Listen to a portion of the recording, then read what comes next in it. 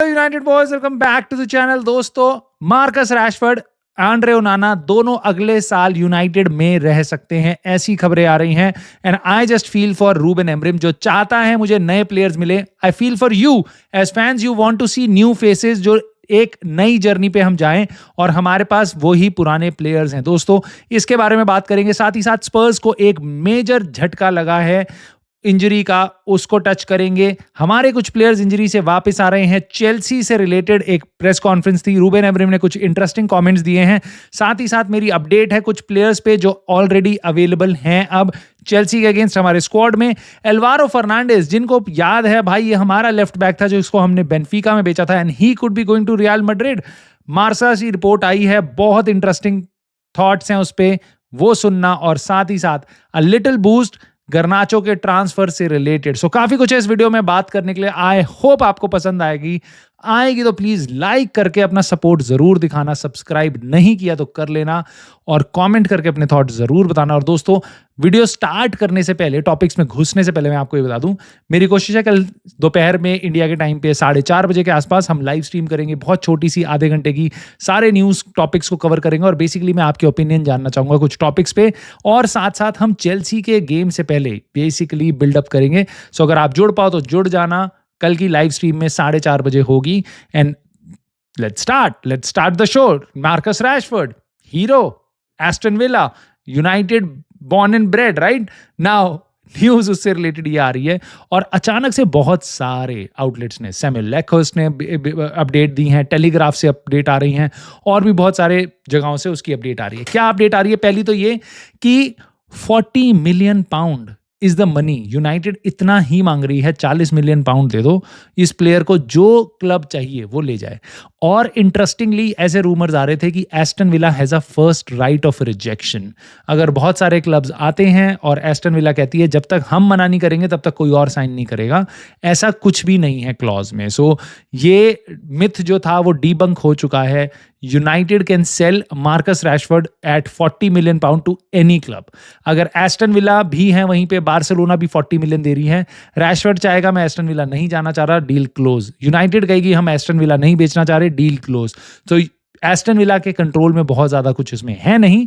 सो Marcus Rashford की choice है, वो कहां जाना चाहता है। It is too much heavily dependent on Marcus Rashford. और ये रिपोर्ट्स आ रही है दोस्तों कि मार्कस रैशफोर्ड अपनी सैलरी के लिए नेगोशिएट करने को तैयार नहीं है। उसको 3.25 लाख पाउंड पर वीक की सैलरी पे है वो, और किसी भी क्लब जाएगा वो क्लब चाहेगा कि भाई इतनी आउटरेजियस सैलरी तेरी फॉर्म को देखते हुए हम तेरे को नहीं दे सकते। तेरे को करियर रिवाइव करने के लिए हम एक प्लेटफॉर्म दे सकते हैं, चाहे beat Barcelona, beat Aston Villa, beat some other club, right, but हम तेरे को इतनी बड़ी सैलरी नहीं दे सकते। क्या वो सही है मार्कस रैशफोर्ड की तरफ से कि ये जो न्यूज़ आ रही है, and it could be totally wrong, but ये न्यूज़ है कि वो अपनी सैलरी से नेगोशिएट नहीं करना चाहता। He want to get this money and then he expects himself to be available in the pre season training of Manchester United. Now this is the part जो मेरे को सबसे ज़्यादा वरी करता है। वाई?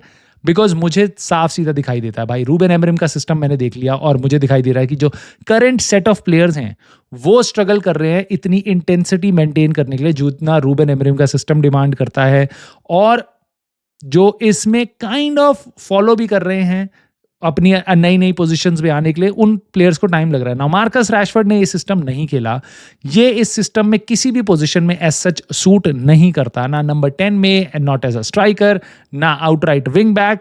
सो वैसे भी ये सूट नहीं करता, और ये वैसे ही नए प्लेयर की तरह होगा हमारे लिए, क्योंकि इसके लिए रूबन एमरिम का सिस्टम नया होगा, और ये वैसे ही नहीं खेला रूबन एमरिम का system. So I think this is not going to work for us, for Marcus Rashford, and Unfortunately, Ruben Amorim will be stuck with him. And now, अगर हमने इस प्लेयर को नहीं बेचा भाई, जो आप खरीदने वाले हो प्लेयर्स, उसमें भी हमारा बहुत बड़ा कट जाएगा भाई, क्योंकि हमारे पास इस टाइम पे बहुत बड़ी एक काइंड ऑफ पॉजिटिव चीज थी कि रैशफोर्ड जाएगा, सैंचो जाएगा, एंटनी जाएगा, थोड़ा पैसा जनरेट करेंगे हम, और रैशफोर्ड वाज प्योर प्रॉफिट। इसके 40 मिलियन से हम 2-3 प्लेयर खरीद सकते हैं भाई, एक एवरेज प्राइस के प्लेयर। सो ये इसका जाना बहुत ज़रूरी है, प्लस इसकी salary is one of the biggest. Now Casemiro, Bruno Fernandes, Rashford, ये टॉप 3 अर्नर्स हैं यूनाइटेड में। सो अगर रैशफोर्ड जाता है तो वो हमारे फंड्स फ्री अप करेगा, और अगर रैशफोर्ड वापस आता है ट्रेनिंग में, तो मैं आपको इतना बता रहा हूँ, ना रूबन एमरिम को सही लगेगा, ना यूनाइटेड के लिए, ना आपको सही लगेगा, क्योंकि you will be stuck with Marcus Rashford, Ruben Amorim will be stuck with him, and also हम कोई और नया प्लेयर शायद उसकी पोजीशन में, या कोई भी अटैकिंग प्लेयर हम ना ला पाएँ। सो this is really critical for United. The only good thing about this is 2026 का वर्ल्ड कप। नाउ रैशफोर्ड जरूर चाहेगा कि भैया मुझे वर्ल्ड कप खेलना है, और उस चीज को मद्देनजर रखते हुए मुझे ऐसा लगता है कि शायद वो अपने स्टांस पे कॉम्प्रोमाइज जरूर कर लेगा। मुझे ऐसा लगता है अगर उसको फर्स्ट टीम एक्शन मिल रहा है एस्टन विला में वर्सेस यूनाइटेड, उसको क्लियरली कम्युनिकेट कर दे कि भाई तू हमारे प्लान्स में नहीं है, तू सैलरी ले ले, बैठा रहे यहाँ पे, हम तेरे को खिलाएंगे नहीं, then I think he will prefer his career. He is still 28 और सो और वो खुद ही बोल चुका है कि भैया मुझे अभी लोअर लीग्स में नहीं जाना, टर्की नहीं जाना, यहाँ नहीं जाना, सऊदी नहीं जाना।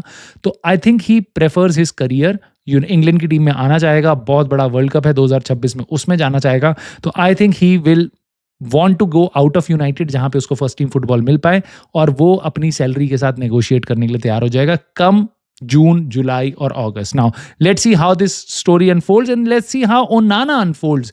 क्योंकि देखो भाई, ये इससे रिलेटेड एक जो न्यूज आ रही है वो सैमुअल लॉकर्स, जो मैनचेस्टर इवनिंग न्यूज का एक जर्नलिस्ट है, उसने बताया है कि रूबन एमरिम को एक नया गोलकीपर चाहिए। ये मेरे को समझ आता है, बहुत सारे यूनाइटेड फैंस को समझ आता है कि हाँ, Ruben Amorim does not like either Andre Onana और बेन डीर, बट अनफॉर्चुनेटली हमारी जो प्रायोरिटीज हैं उसके हिसाब से उसको एक गोलकीपर शायद अभी टॉप ऑफ एजेंडा ना हो। हाँ, इनियोस या ग्लेजर्स पे हमारे पास पैसा होता स्पेंड करने को, वो डेफिनेटली कहता भाई मुझे गोलकीपर भी चाहिए, बट अगर उसको इतना सा ही पैसा मिलेगा तो ही से कि नहीं भाई मेरे को पहले स्ट्राइकर दे दो, मेरे पे स्ट्राइकर ही नहीं है, मेरे को एक नंबर 10 दे दो, वह बहुत क्रूशल है, और चौथे पांचवें नंबर पे मेरी प्रायोरिटी कि एक गोलकीपर भी ले आओ। And at this point, looking at the speed जिस तरीके से हम बिजनेस करेंगे, आई डोंट थिंक सो हम बहुत ज्यादा साइनिंग्स कर पाएंगे, नंबर ऑफ साइनिंग्स कर पाएंगे, और एक क्या बड़ा गोलकीपर हम साइन कर पाएंगे, that is a big question. So उस सिनेरियो में ऐसा लग रहा है कि Andre Onana will stay at United again.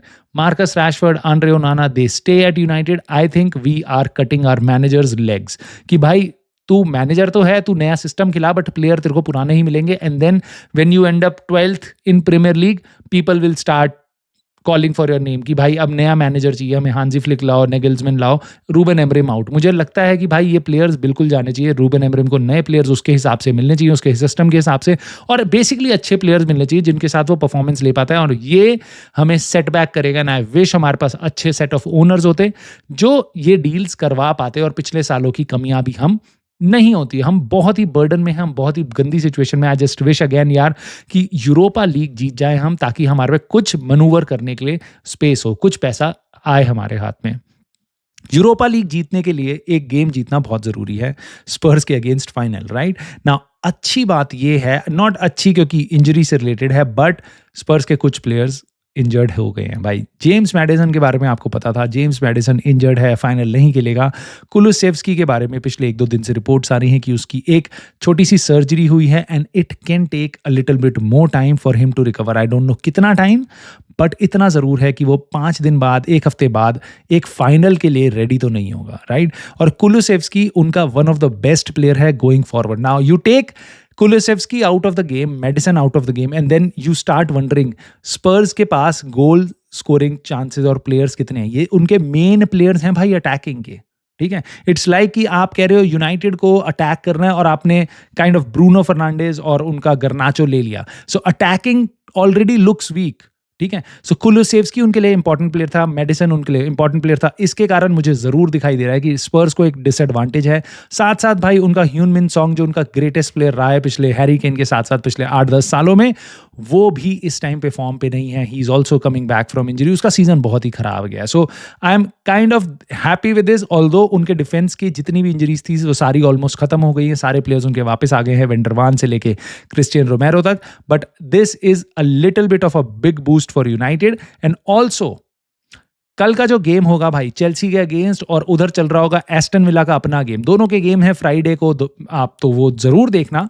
और मेरी नज़र दोनों के गेम्स में होगी कि भाई दोनों कौन-कौन से प्लेयर्स को खिला रही है, कौन-कौन से प्लेयर्स को रेस्ट कर रही है और कौन-कौन से प्लेयर्स इंजरी की तरफ जा रहे हैं, किसको चोट लगती है। बहुत तेज़ नज़र होगी दोनों के स्कोर लाइन्स पे नहीं बट प्लेयर्स पे। So this is really interesting game as a United fan जो आपको देख के मज़ा आएगा। आई जस्ट होप मज़ा ही आए, हमारे पे कोई दुख भरी दास्तां ना हो सुनाने के लिए गेम के बाद, इंजरी वगैरह कुछ ना हो।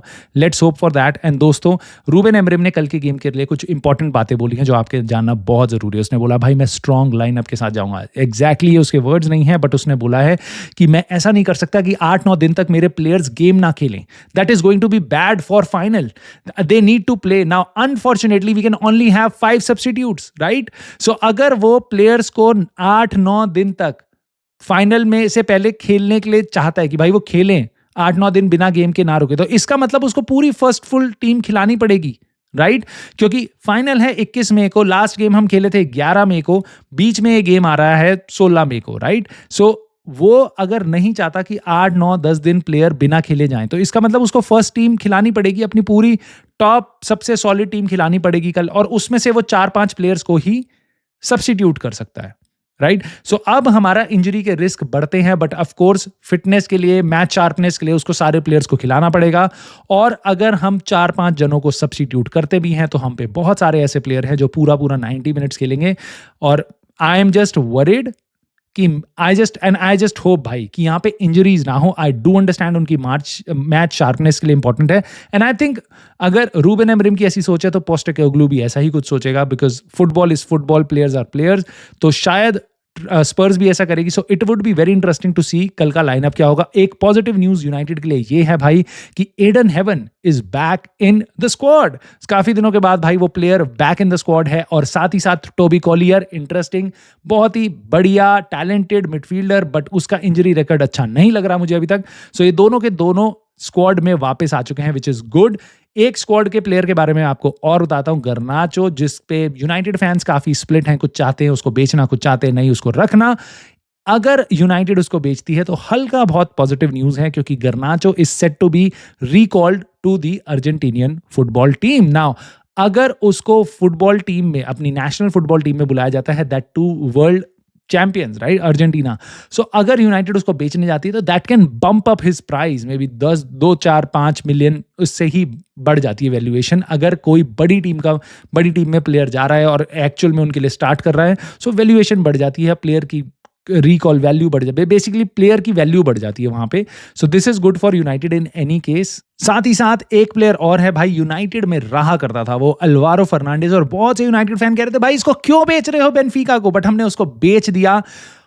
हमने इसको खरीदा था स्पेन से, जब ये बहुत ही मतलब यंग टैलेंट था, 15-16 साल का था, और इसको फिर हमने बेनफिका बेचा लास्ट ईयर, और हमने हमारे पास है एक बायबैक ऑप्शन 15 मिलियन पाउंड का। अब सुनने में आ रहा है यूनाइटेड उस प्लेयर को तो नहीं ले रही है, हमने डोरगू ले लिया। अब जब हम डोरगू भी ले लेते तो काफी फैंस कह रहे थे भाई अल्वारो फर्नांडिस ले आओ।